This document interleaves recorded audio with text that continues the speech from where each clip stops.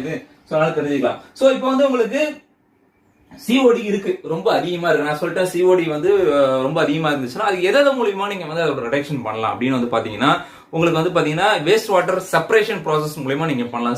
Waste water separation process அப்படின்னா காகுலேஷன் and ஃபிளாகுலேஷன். So நம்ம already நம்ம வந்து டிஸ்கஸ் பண்ணிருப்போம். காகுலேஷன் ஃபிளாகுலேஷன் வந்து எப்படி பண்ணுவாங்க. அதுல வந்து பாத்தீங்கன்னா இந்த ஃபெரிக் குளோரைடு இல்ல ஆலம் வந்து போட்டுட்டு அது தூரம் பாலிமர் ஆட் பண்ணி அதை செட்டில் பண்ணி அதை செடிமெண்டேஷன் பண்ணி அதை வந்து வெளியில அவுட் பண்றது. ஸோ அதுதான் வந்து வேஸ்ட் வாட்டர் செப்பரேஷன் ப்ராசஸ். காகுலேஷன் ஃபாகுலேஷன் அது மூலயமா நீங்க பண்ணீங்கனாலும் உங்களோட சிஓடி லெவல் வந்து கம்மியாகும்.